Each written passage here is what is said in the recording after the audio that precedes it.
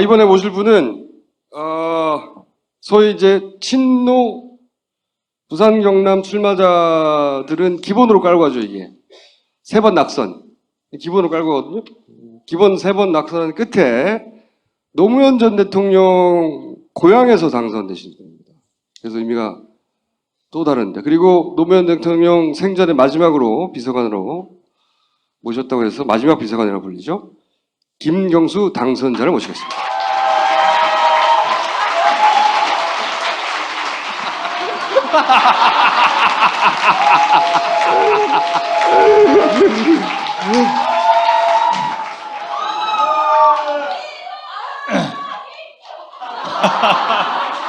사모님 오셨어요? 팬클럽 한 명이에요? 팬클럽이에요? 팬클럽 손 들어보세요.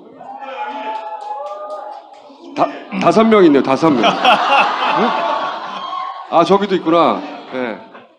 시키셨어요? 100회 축하드립니다.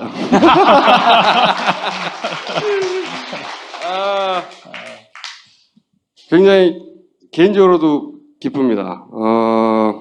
근데 제가 이제 그림 좀 갈아주시죠. 네. 질문 전에 이 사진 설명드려야 되겠네. 제가 보통 당선자 사진들을 언론에서 많이 찍는단 말이죠, 다들. 근데 당선자 사진 중에 제일 안 기뻐해. 그래서 내 턱 밑에서 잘랐고. 근데 저는 지지자들 사진도 봐요. 얼굴도 봐요, 표정을. 지지자들이 제일 좋아하는 이 당선인 중에 한 명입니다. 이 사람 보세요. 표정이 나중에 보시면 넘어가는 사람들 많아요, 되게. 연이어서 질문을 드리자면, 왜 친노라고 분류되는 당선인들은 하나같이 빚을 갚았다느니, 의리를 지켰다느니, 노무현 대통령한테 이만하면 나도 할 만큼 한 것 같다느니, 왜 그런 얘기를 하는 거예요? 그 전에 아까 우리 총수님 소개하실 때요. 네. 저 3번 떨어진 게 아니고 2번 떨어졌습니다. 2분밖에 안 떨어졌어요? 이번에 3세판이었습니다. 나는 왜 3번 떨어졌다고 생각했지? 여하간. 네. 마음의 빚을 하나 갚은 것 같다. 그렇게 이제 인터뷰하면서 네. 말씀을 근데 드렸습니다. 왜 본인 마음뿐만 아니라 그쪽 양반들이 다 그런 식으로 표현해요. 마음의 빚을 갚았다, 의리를 지켰다, 이 정도면 할 만큼 한 것 같다, 등등등. 일단 제 얘기부터 하면 안 될까요? 이 당선자들이 여유가 많아지신 농담도 하시고 그렇게 재미없더니. 이제 제가 이제 대통령님 모시고 청와대에 있을 때 대통령님 제가 이제 경남 고성이 고향이고 진주에서 초중고를 다 나왔거든요. 여기 이제 진주로 출마를 해보지 않겠냐고 한 3-4번 정도 권유를 하셨어요, 저한테. 청와대 시절에. 그때마다 대통령님 전 죽어도 안 나갑니다. 일부러 매정하게 좀 거절을 했었습니다. 어떻게 매정하게 한번 해보세요.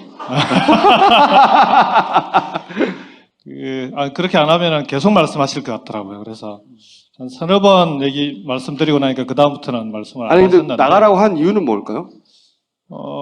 그거 대통령님께 여쭤봐야 되는데, 일단 자네가 나가면 잘할 것 같네까지는 말씀을 하셨는데, 다른 말씀은 없으셨고요. 대통령 보시기에 이제 영남 지역에 어쨌든 많은 사람들이 출마를 했으면 좋겠다는 게 기본적으로 하나 있고요. 그 다음에 나가서 당선될지 안 될지는 모르지만 좀 정치적으로 많은 사람들이 가서 뿌리를 내리고 영남 지역을 지역주의를 극복하는데 보탬이 됐으면 좋겠다. 그렇게 좀 총알바지 의미도 좀 있었던 거 아니에요? 총알바지. 아니 근데 굳이 여러 사람 중에 자네가 하면 잘할 것 같네 라고 부연 설명은 없었어요? 그 얘기 여러 사람한테 했어요. 부연 설명 없냐고, 부연 설명. 그런 거 부연 설명 잘 안 하시는 분입니다. 그럼 모두 나한테 그런 거 아니야? 잘할 것 같네, 잘할 것 같네. 다 찔러본 거 아니에요? 참여정부 때 영남 출신으로 장관하신 분들은 다 똑같은 얘기를 다 들었던 것 같아요. 네, 영남 지역에 대한 지역주의 극복의 한이라든지 원이 그만큼 크셨던 분이라. 근데 이제 저는 일단 그렇게 매정하게 잘랐던 사람이 이제 대통령님 고향에 내려가서 출마를 하게 되고, 그 다음에. 김해는 연고가 없으신 거죠? 그렇죠. 제가 김해 김가라는 거 말고는 아무런 연고가 없습니다. 그러면은 네. 굳이 김해를 선택한 이유는 그냥 노무현 대통령 때문인 거예요? 그렇죠. 이제 김해를 대통령님하고 같이 가족들하고 다 같이 내려갔고, 서가하신 뒤에 김해를 지켜야 된다는 그런 개인적인 의무감도 좀 있었는데, 그러다가 이제 선거를 앞두고 출마하라는 요구가 있으니까 그게 운명같이 출마를 하게 됐는데요. 근데 첫 출마에서 떨어지고 나니까 그 다음에는 정말 이 대통령님 계시는 봉화를 가는 게 힘들더라고요. 그래서 이번 선거 마치고는 좀 편하게 대통령님께, 그래서 마음에 빚 하나 갚은 것 같다, 이렇게 말씀을 드렸던 겁니다. 돌아가시고 나서 내가 그 뜻을 그럼 대신 일부라도 이루겠다 뭐 이런 의지로. 그런 것도 있고요. 네. 대통령님 말씀 중에 본인이 고향에서조차 지지받지 못했다라는 한탄을 가끔, 그러니까 가까운 사람들한테 했었거든요. 김해에서도 대선 때 대통령님은 자기 고향에서도 졌었습니다. 투표에서. 그래서 그 차이를 알았어요. 총수는 왜 3번 떨어졌다고 생각하는지. 왜요? 실제로는 2번인데 재보궐선거가 한 번 있었거든요. 그래서 출마를 당시에 했으면 한다고 그러다 안 했죠 그때. 불출마 맞아. 선언을 했죠. 네. 맞아. 그래서 제가 3번이라고 생각했군요. 그리고 나서 봉화에 가서 왜 울었어요? 왜 다른 당선자들은 다 웃는 모습 해주고 별로 좋아하지도 않고 이거 봐. 그 다음에 가서 혼자 울고. 저렇게 되더라고요. 그 다음날 봉화에 가서 이제 그 경남 지역 당선자들하고 같이 가서 인사를 드리고, 마지막에 이제 대통령님께 오랫동안 못 뵀으니까 큰절을 하고 나오는데 좀 울컥하더라고요. 그러니까 대통령님 그 당시에 잘 못 울었습니다. 그러니까 초상 장례식 치르고 하느라고. 그러니까 그게 계속 가슴에 쌓여 있어서 그런지 대통령님과의 관계에서 전혀 이렇게 울컥할 것 같지 않은 상태에서 울컥울컥하는 울컥병 같은 게 좀 있습니다. 그래서 그날도 절하고 나니까 갑자기 일어서는데 그냥 울컥하더라고요. 그러면 평소에 전혀 예상치 못한 상황에 울컥할 때는 어떤 때예요? 그게 전혀 예상치 못하니까 어떨 때라고 얘기하기가 좀 어렵죠. 그러니까 지나간 거니까. 네. 예를 들어 이럴 때였다. 뭐 편의점에서 가격을 치르다가 난 친노요 그러다가 울컥했다든가. 주로 그런 거죠. 이제 지역에서 이번 선거 때는 울컥했던 게 이제 지역 아동센터라고 저소득층 아이들을 돌봐주는 지역 아동센터에 센터장님들이 이제 대부분 여성들이 많은데, 그분들이 와서 간담회를 하는데 자기들은 이제 어렵고 힘든 얘기를 하는데, 사실은 지역 아동센터가 대통령님께서 참 심혈을 기울여서 도와줬던 곳이거든요. 근데 그분들이 지금 여러 가지 어려운 사정에 있으면서 막 눈물로 얘기를 하시는데 갑자기 울컥하더라고요. 그래서 같이 펑펑 울었습니다, 그때. 그리고 제가 또 한 가지 여쭤보고 싶은 게 이런 게 있습니다. 제가 이 소위 누가 분류하지 않아도 어쩔 수 없이 친노 레테르가 붙게 되는 분들한테 묻고 싶은 것 중에 하나고, 특히 오늘 김경수 당선자한테 묻고 싶은 건데, 노무현 대통령을 가장 가까이 마지막에 모신 분이니까 여쭤보고 싶은 게, 존경, 지지 이런 거 말고 좋아했어요? 대통령이 모셨던 분들 중에 그러니까 대통령님을 소위 이제 배신하고 돌아서서 다른 길을 찾은 사람, 그런 사람 거의 없습니다. 근데 이제 그게 존경, 지지 이런 것만 가지고는 그렇게 되기 어려운 거 아니냐. 인간적으로 좋아하지 않으면, 그러니까 본인을 좋아하게 만드는 매력이 없으면 좀 그렇게 되기 어렵다고 봅니다. 왜? 저도 개인적으로 노무현이라는 사람을 그러니까 좋아한다. 그렇죠? 그러니까 이 갑자기 운다. 아니 울려고 하는데 그때 그치게 하면 어떡해? 그러니까 전혀 뜻하지 않게 갑자기 생각이 나고 이렇게 눈물이 나고 하는 건 좋아하지 않으면 어렵습니다. 그런 건 기본적으로. 왜 좋아하셨어요? 같이 일을 해보면 좋아하게 됩니다. 이렇게 총수님은 같이 일을 안 해보셨죠?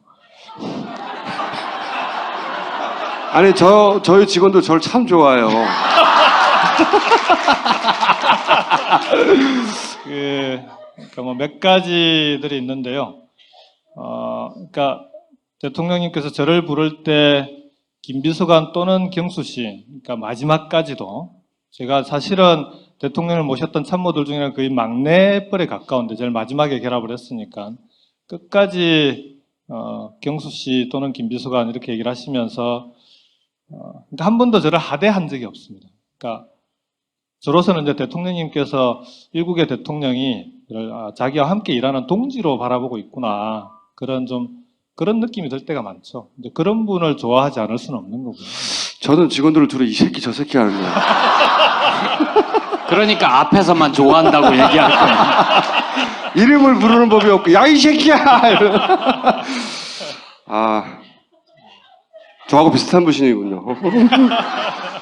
자, 이번에 그건 알겠고 이제 부산 경남에서 정의당 혹은 무소속 중에 야권 성향까지 포함하면 총 몇 명이 됐죠? 이번에? 부산, 경남, 울산 합해서 11명이고요. 대구까지 합하면 13명입니다. 상당히 야합이죠, 사실은. 노무현 대통령이 사실 반대했던. 노무현 대통령을 대통령 만드는 그 첫 출발이 저는 그때라고 생각하는데. 근데 왜 이번에는 20몇 년, 한 6, 7년간 안 되다가 이번에 이렇게 한꺼번에 많이 된 거예요? 그 3당 합당 체제가 극복되는데 이제 보통 우리가 얘기하기를 한 세대가 걸릴 거다 이렇게 얘기들 해왔었거든요. 예전부터요? 지역에서는. 그러니까 이번이 26년째입니다. 그러니까 90년에 3당 합당이 있었으니까. 그래서 다음번 총선이 이제 30년 딱 한 세대가 되는 해가 되는데 왜 그렇게 한 세대씩이나 걸릴 거라고? 그러니까 그만큼 지역주의가 강고한 거죠. 그러니까 이번에 근데 이렇게 10명 넘게 당선된 데는 뭐 딴 데서 다 얘기하는 게 이제 분노 투표 아닙니까? 그건 어느 지역이나 똑같은 거고 경남은 거기다가 우리 홍준표 지사 덕을 좀 본 것 같고요. 박근혜 대통령 덕에다가 홍준표 지사의 덕. 좀 많이 봤습니다. 지금도 또 주민 소환을 앞두고 있기도 하고요. 그 다음에 이번에 당선되신 분들이 대부분 2번, 3번, 4번 떨어지면서도 지역을 떠나지 않고 지역을 지켰던 풀뿌리 정치가 부산 경남을 이렇게 바꾸게 된 중요한 이유 중에 하나입니다. 근데 단지 몇 번 떨어진 사람만 된 건 아니고요. 연제구 같은 경우는 처음 출마했는데 2년 동안 정말 열심히 해서 당선되신 분도 있고 양산의 서영수 후보 같은 경우는 정말 몇 개월 남겨놓고 와서 출마했는데 당선되신 분도 이렇게 좀 다양하게 당선되는 덕분에 이렇게 부산 경남 지역은 나가면은 몇 번씩 떨어지고 고생해야 되는 곳이라는 인식이 강했는데 이번에는 그분들 덕분에 잘하면 한 번만 해도 될 수 있는 곳으로 이제 그렇게 인식이 돼서요. 어쨌든 그런 풀뿌리 정치가 이 뿌리를 내리고 있었던 게 부산 경남을 바꾸어 나가는 변화의 중요한 계기였다. 저는 그렇게 봅니다. 기본적으로 이제 그 뿌리를 박은 사람들이다. 거기다가 박근혜 대통령님, 홍준표 지사님 주변에서 온갖 도와주는 분들 함께 도와주시니까 이거 웃기진 않는데 농담이 늘었어요. 그러면 이제 정치에 이제 비서관이었다가 정치 인물 하셨으니까 나오신 김에 좀 어려운 질문들을 제가 해볼까 합니다. 우선 오늘 이제 노무현 대통령 7주기라고 해서 이번 방송에서는 친노 이야기 많이 했는데 민주당을 혹은 정권 교체 가능성을 또는 정치를 친노 패권이 망쳤다. 이게 이제 보수의 프레임이에요. 여기 동의하세요? 조중동하고 인터뷰할 때만 이런 질문 받는 줄 알았더니 우리 총수님도 이런 질문 하시네요. 그러니까 이거를 잘 극복해가지고 넘기는 답변을 내놓아 보시라고. 왜냐하면 이 프레임이 보수 진영에서 줄기차게 밀고 있는 제1 프레임이거든요. 맞습니다. 친노 패권주의 관련해가지고 좀 2가지를 얘기하고 싶은데 하나는 19대 국회의원들 중에요. 19대 국회 기간 중에 언론에서 보도할 때 이 의원이 친노인지 아닌지 분류를 한 기사들 가끔 나오잖아요. 네. 어떨 때는 친노로 분류됐다가 어떨 때는 비노나 반노로 분류된 의원들 한 몇 명 정도 될 것 같습니다. 자기는 세보고 우리는 안 세봤는데 물어보. 제가 직접 세본 건 아닌데 네. 또 이런 걸 또 세보는 분도 있더라고요. 변호사인데요. 세보고 나서 47명이라고 그러더라고요. 그러니까 이게 친노라고 하는 분류가 말씀하신 대로 사실 실체가 불분명한 그런 분류인 거는 맞는 것 그 같아요. 47명이 친노로 어떨 때는 들어갔, 친노였다가 어떤 반노로 어떨 때는 들어갔다가. 비노였다가 예. 어떨 때는 반노까지 갔다가 음. 그 다음에 이제 두 번째는 20대 총선 이후에 지금도 친노를 얘기하면 표창원 교수가 친노입니까? 친경 아니요? 친경찰?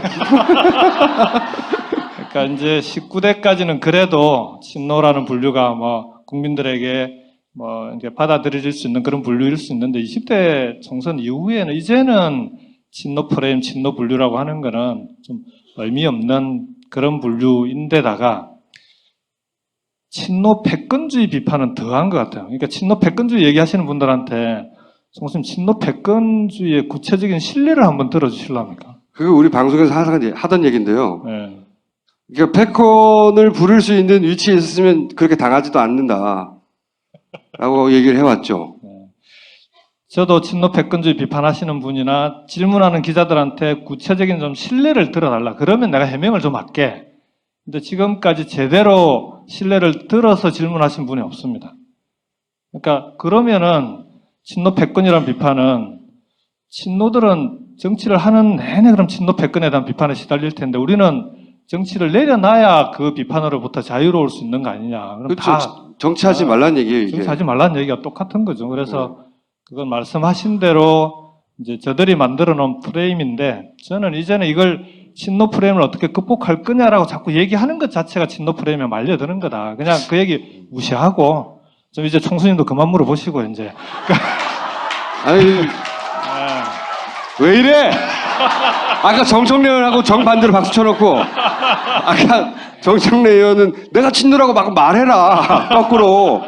그렇죠. 그게 저하고 이견이었잖아요. 네. 정청래 의원은 요 자리에 앉아서 자꾸 친노라고 얘기를 해야 된다. 난 친노다. 네. 그렇게 해서 무력화시키자는 그쵸, 거고. 그게 뭐가 잘못이냐고 정면 돌파하자는 주의고, 김경수 당선자는 아니 그 아무 문제 아니니까 거론 자체를 하지 마라. 이런 얘기잖아요. 그러니까 그거 얘기 안 하고 우리가 지금 할 얘기가 얼마나 많습니까? 근데 저기서는 포기 안 하니까 상대방에서는 포기 안 할 때 대응이 무대응이면 마치 그게 맞는 것처럼 유포될 수 있으니까. 저는 내년 대선 국면으로 자연스럽게 정리될 거라고 봅니다. 그러니까 후보가 누가 되느냐에 따라서 그 후보를 중심으로 정치권은 재편다고 흘러가게 돼 있는데 예를 들어 이제 문재인 대표가 뭐 우리 당내 후보가 된다. 그리고 그 주변에 있는 사람들이 좀 전에 말씀드렸던 이번에 새롭게 그 당선된 더벤저스나 이런 분들이 함께 옆에 포진하고 있으면 거기다 대고 친노 패권주의 얘기하기는 어렵지 않겠습니까? 그래서 어떻게 판을 만들어 가느냐에 달려 있는 문제지 우리가 그걸 친노 패권주의를 어떻게 극복할 건지를 계속 얘기를 한다고 극복할 수 있는 문제는 아니다. 저는 그렇게 생각합니다. 어차피 실체가 없으니까. 네. 뭐 그 전략은 정청래 의원하고 좀 다를 수도 있을 것 같아요. 정청래 의원은 앞으로 전화 받을 때 친노 정청래입니다 이렇게 한다는 거죠. 저는 그냥 김경수입니다 해도 상대방이 친노인 줄 압니다. 자, 그럼 조금 더 어려운 질문을 하자면 안철수 대표의 탈당 잘했나요? 이제 결과를 가지고 얘기하기는 어렵고요.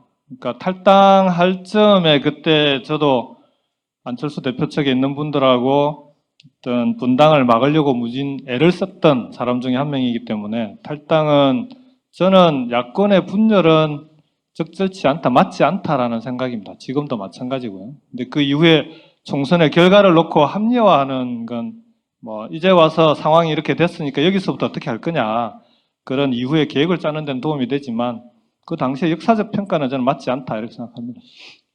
그러면 좀 더 어려운 문재인 대표가 안철수 대표보다 못한 점 뭡니까? 그 질문이 좀 이상해. 아니 좋은 점 말고 못한 점 본인이 생각하기에 제가 답변은 사실은 저렇게 질문할 거라고 생각을 안 했고요. 문재인 후보의 단점은 뭡니까? 이렇게 물어볼 줄 알았어요. 그건 너무 쉬워. 그 지난주까지는 그랬거든요. 네. 근데 갑자기 새로운 더 가까운 분이니까 새로운 초식을 구사를 하세요. 못한 점이 있나요? 저는 뭐 두 분을 잘한 장점 단점 이렇게 비교하기는 어려운데 두 분의 코드는 정말 다른 것 같아요. 제가 지난번 대선 과정에서 단일화 전 과정에 이제 가장 가깝게 지켜본 사람으로서 보면, 그러니까 문재인 대표는 대단히 남성적이고, 안철수 대표는 대단히 여성적, 이렇게 얘기하면 이게, 그러니까 감성도 그렇고, 그 다음에 여러 가지 이 정치적인 보여주는 성향들이 어찌 보면 약간은 좀 여성적인 면이 좀 있는 것 같고요. 그 다음에 두 분이서 만나서 대화를 나누고 나면은 꼭 그 뒤에 그 해석을 다시 한번 해야 되는 경우들이 많이 생겨요. 그러니까 서로 간에 말하는 방식, 그 다음에 서로 이해하는 방식, 그 다음에 여러 가지 점에서 참 많이 달랐던 달랐던 분들인 것 같아요. 그래서 오해도 많고 지금까지도 만나서는 끝이 별로 좋지 않은 이유가 그런 면들이 있는 거 아니냐 생각합니다. 단점은요? 그러면 준비해 오신 답변. 이제는 문 후보님께서는 좀 큰 정치인의 길을 갔으면 좋겠다. 그건 제 바람입니다. 구체적으로 어떻게 해야 되는 거? 이때까지는 뭘 어떻게 했는데 그것이 단점이기 때문에 앞으로 뭘 어떻게 해야 된다고 내가 가르치겠다.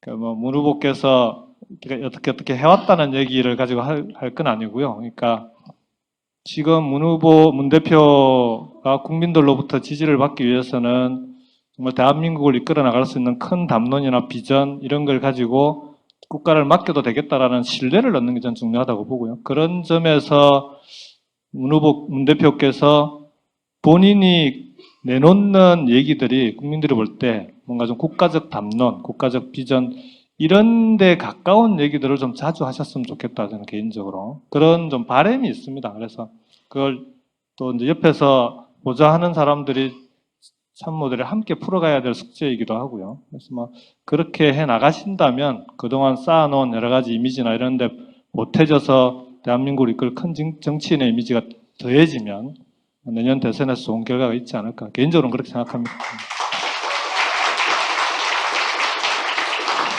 지난번 총선 때 광주 가서 하셨던 말씀, 호남에서 지지를 거두신다면 하고 말씀하신 게 있잖아요.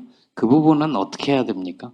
그 말씀은 지금도 현재 진행형이라고 저는 그렇게 해석합니다. 그러니까 대선 후보가 될 사람이 호남의 지지를 얻지 못하면 저는 대선 후보가 되기 어렵다고 봅니다. 그러니까 지금도 문재인 대표가 호남의 지지를 얻을 수 있느냐 없느냐의 그 시금석 위에 이제 시금석을 계속 던져놓고 있는 거죠. 호남 지역 주민들에게 본인이 지지를 받을 수 있는지 없는지, 그리고 그걸 위해서 노력하고 있는 거고, 그 결과가 어떻게 되느냐에 따라서 내년 대선에 문 대표가 대선에 나갈 수 있는지 없는지, 승리할 수 있는지 없는지가 저는 뭐 중요한 요인 중에 하나가 되지 않겠냐. 그래서 지금도 그 부분은 현재 진행형이다 이렇게 생각합니다.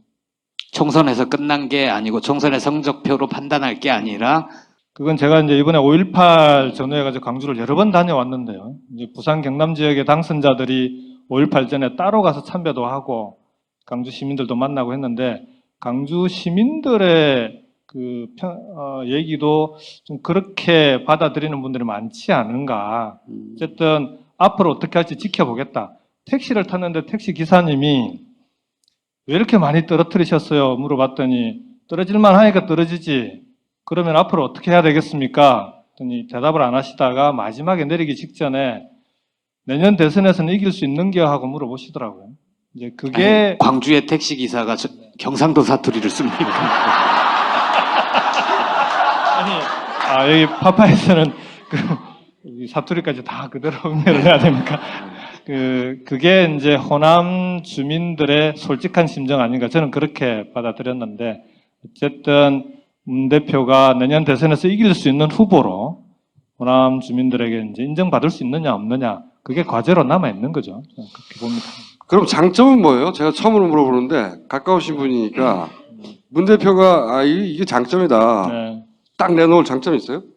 방금 말씀드린 거 외에는 다 장점이죠. 그러면은 춤도 잘 춰요? 아니 뭐 잘하는 게 이거 진짜 잘한다 이런 게 있을 거 아닙니까? 대통령이 될 자격은 갖추고 있다. 어떤 점에서요? 첫 번째로는 노무현 대통령이 어렵고 힘들 때 제일 먼저 상의하면, 아니, 그러니까 제일 마지막에 상의했던 사람이 문재인 당시 변호사인데, 그러면 항상 마지막 조언이 어려울수록 원칙으로 돌아가라는 조언을 제일 마지막에 하셨던 분인데, 저는 그 원칙을 가장 경결하게 지금까지도 지키고 있는 분이라고 생각합니다. 지금 대한민국에는 그런 정치 지도자가 꼭 필요한 거 아닌가 싶고요. 두 번째는 학습 능력이 대단히 뛰어난 분이다라고 생각합니다. 그러니까 정말 부족한 게 많은 분이신 건 사실이거든요. 왜냐하면은 정치를 평생을 해오신 분이 아니기 때문에 갑자기 정치에 뛰어들어서 정치 지도자의 길을 걷고 있는데 얼마나 힘들겠습니까? 그건 제가 해봐서 알거든요. 아, 이건 무슨 웃기라고 대선을 웃기라고 안 되겠는데. 한 번 당선됐다고 너무 나가는 거 아니야?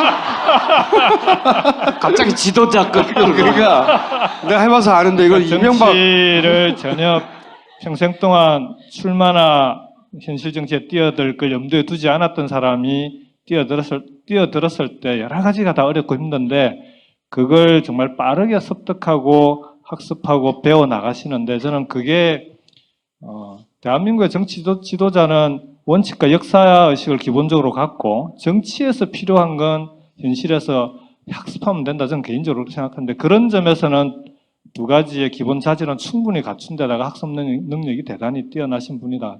저는 그렇게 생각합니다.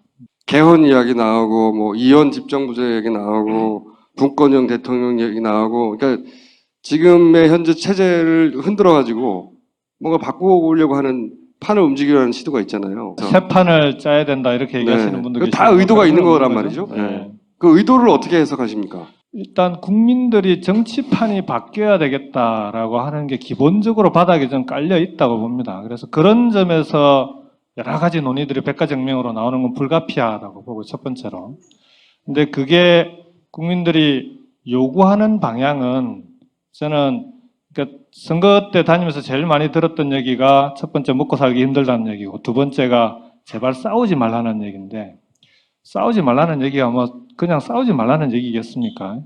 나는 먹고 살기 힘든데 니들은 왜 니들 밥그릇 가지고 싸우냐 요 얘기였던 것 같거든요. 제발 내 밥그릇 가지고 국민들 먹고 사는 문제 가지고 싸우기도 하고 좀 지켜달라는 요구인데 그렇게 해내지 못하는 정치판에 대해서 세게 그 경고를 준 거 아니면 개초리를 든 건데 그렇다면 우리 정치판이 국민들의 그런 요구를 받아 안을 수 있는 판을 새로 짜는 건 판을 만들어야 되는 거는 맞다고 봅니다. 근데 그게 아니라 자신들의 권력, 기득권, 이해관계를 중심으로 또다시 이합집산하고 판을 짜겠다라고 접근하면 저는 그럼 국민들로부터 심판을 받을 거다. 국민들로부터 지지받지 못할 거다라고 생각합니다. 좀 이런 이해관계나 자기들의 권력을 좀 더 지키기 위한 그런 의도들이 더 강한 거 아닌가 하는 그런 좀 우려를 개인적으로는 하고 있습니다. 김무성 전 대표 어떻게 생각해요?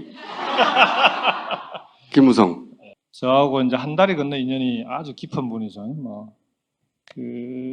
남북 정상회담 회의록부터 시작해가지고. 근데 그분에 대한 평가는 굳이 여기서 더 얘기할 필요가 있을까? 굳이 해주세요. 본인 입으로. 그게 제가 드리는 평가. 여기서 얘기할 필요가 없다. 필요조차 없답니까? 필요가 없다나 필요조차 없다는 뭐 같은 의미라고 해석하셔도 괜찮습니다. 안희정 지사랑도 가깝잖아요. 그리고 요새 조중동을 보면, 종편을 보면 문재인 대표와 안희정 지사 사이를 갈라놓고 싶어 하는 누가 대선에 나가냐 뭐 예전에 머지않아서 김두관 문재인 갈라치기 하듯이. 그렇지 갈등이 앞으로 증폭되지 않겠느냐 이런 식의 전망들을 하는 곳이 있거든요. 어떻게 보세요? 두 사람 다 잘 아시는 분으로 그분들의 품성과 그분들의 욕망과 뭐 이런 걸 다 감안했을 때 둘이 싸울까요? 문재인 대표는 제가 존경하는 분이고 안희정 지사는 제가 정말 좋아하는. 그러면 좋아하는 사람이 더 좋은 거 아니에요? 근데 저는 안 지사가 지금의 행보를 하고 있는 데 대해서 전폭적으로 동의하는 입장입니다. 그러니까 두 가지 이유인데 하나는 저는 차기가 될지 차차기가 될지 그건 뭐 모르지만 안 지사도 충분히 대권에 도전할 만한 그런 자격을 갖추고 있는 분인데 우리나라는 광역자치단체장이 그냥 열심히 자기 일만 한다고 해서 대권 후보로 인정해주는 그런 정치는 아닌 것 같더라고요. 그래서 이번 대선에서 안 지사가 스스로 그런 자기 몸집 불리기부터 시작해서 본인이 대한민국을 이끌 수 있는 지도자다라고 하는 것을 보여줄 필요가 있다고 보고요. 두 번째는 지금 이제 새누리당에서 주요 포스트에 충청 출신들이 많이 진출을 하잖아요. 그런 점에서 우리 당에도 안 지사 같은 사람이 있다는 걸 이렇게 국민들에게 각인시키는 그 자체로 좀 도움이 된다고 봅니다. 세 번째로는 문재인 대표와 안희정 지사는 과거의 그 정치인들과는 좀 다른 사람이다. 저는 그렇게 보고요. 경쟁을 하더라도 좀 다른 차원의 경쟁이 가능하신 분들이고, 저는 안 지사가 이번 대선에 경선에 출마할지, 아니 경선에 나설지 안 나설지는 아직 미지수다라고 봅니다. 두 분께서 적절하게 그 시기와 상황에 맞게 판단하실 거다. 저는 그렇게 생각합니다. 만약에 두 캠프가 갈리면 어느 캠프로 가려고요? 본인은? 두 분 중에 한 분이 나서게 되면은 저는 뭐 당연히 그 캠프에서 일할 확률이 높고요. 두 분 다 나서게 되면은 그때는 여러 가지 좀 복잡한 상황일 텐데 그 복잡한 상황에 어떻게 하는 것이 가장 정권 교체에 도움이 될지 그 기준으로 판단을 하려고 합니다. 반기문 사무총장 충청권 베이스인데 반기문 사무총장은 대권에 자격이 있나요?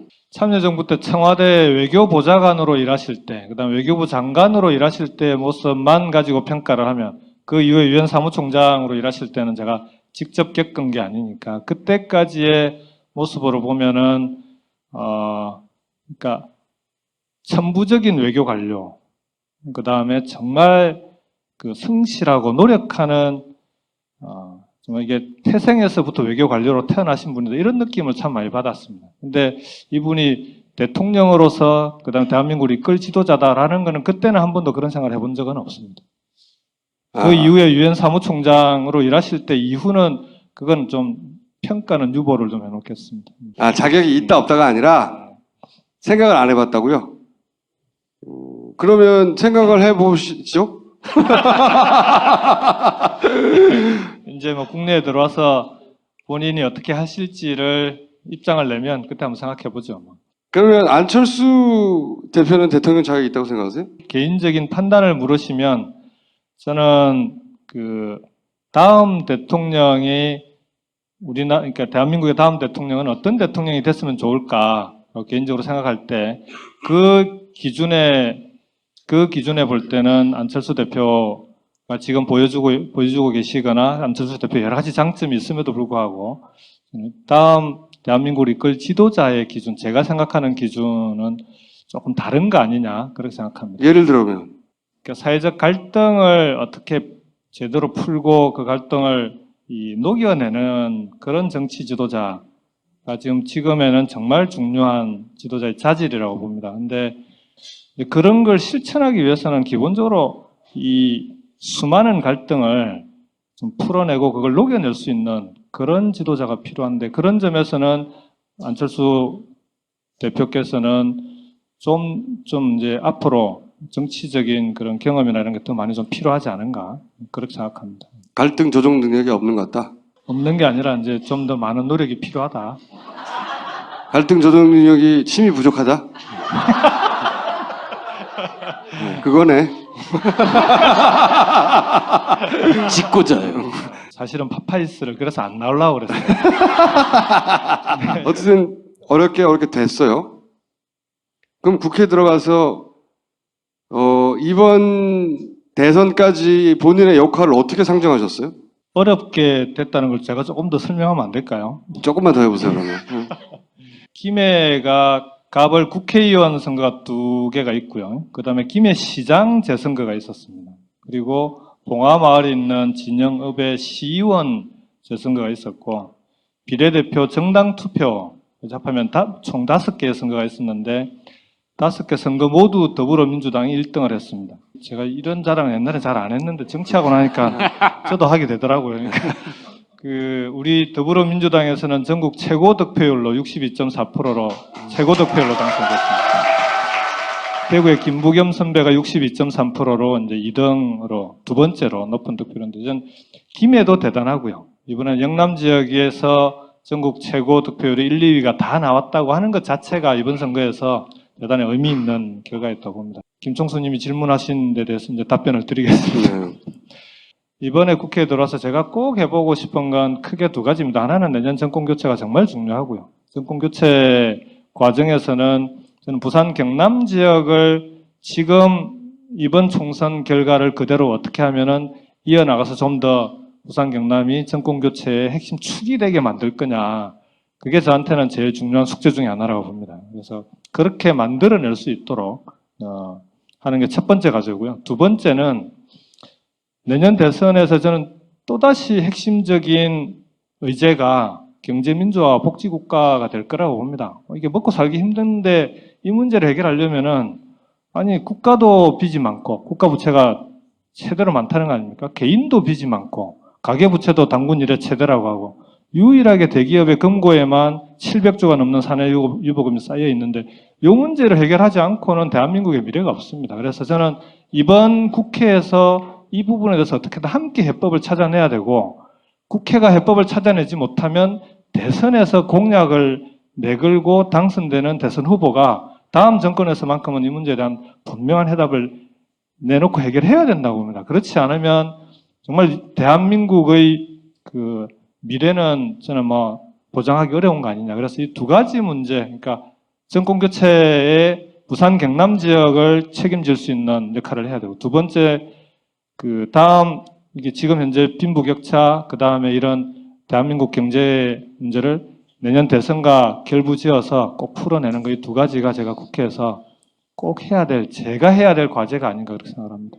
이 파파이스를 보는 사람들도 그 지역에 살든 살지 않던 김경수 당선자를 응원하는 사람이 많아요. 그분들에게 내가 앞으로 이렇게, 당선돼서 이제 이렇게 하겠다라고 한마디 하시고 가시죠, 이제. 파파이스는 제 아내가 정말 자주 듣는 팬입니다. 그래서 제가 들을 시간이 없으니까 파파이스 듣고 와서 누가 출연했는데 이런 얘기를 하더라, 또는 우리 김총수가 어떻더라, 이런.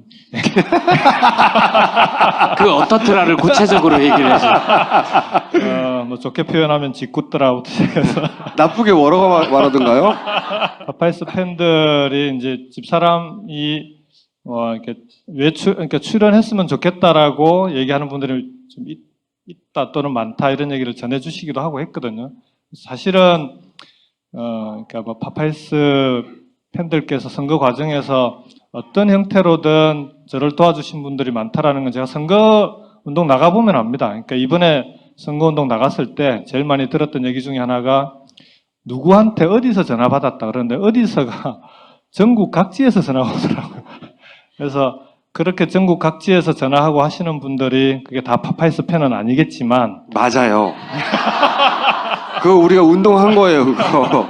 그럼에도 불구하고 우리 파파이스 팬들도 분명히 그 김해 연고가 있거나 하신 분들은 전화를 해주시고 했을 거라고 저는 생각을 하고요. 대다수라니까 잘 모르네. 그 덕으로 전국 최고 득표율로 당선되지 않았을까 생각합니다. 그래서 그 앞으로 자주 볼 수 있을지는 저는 잘 모르겠습니다. 일단 제가 안 나오시면 제가 사모님이라도 오시고. 아까 말씀드렸던 그러니까 이번 국회에서 제가 국회의원으로서 꼭 하고 싶은 일, 해야 될 역할 이런 부분을 필요하다면 그 일을 하는데 도움이 된다면 파파이스 팬들께도 나와서 인사를 드리면서 이런 거는 같이 합시다라고도 말씀을 드리고, 그 다음에 분명히 이 문제는 제가 혼자 풀 수 있는 문제가 아니고요. 정말 그 대한민국 국민들이 함께 풀어야 되는 문제라 함께 풀어야 되는 부분에서 우리 파파이스를 좋아하시는 분들과 함께 풀어 나갔으면 좋겠습니다. 자, 그럼 돌아가시죠. 다음에 언제 뵐지 모르겠지만 고맙습니다. 네.